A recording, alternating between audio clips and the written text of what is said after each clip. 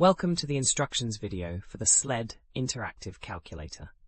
This tool helps you analyze sled dynamics by calculating friction forces, applied forces, and acceleration when moving objects across horizontal surfaces like snow or ice. To use this calculator, you'll need to enter a few key values.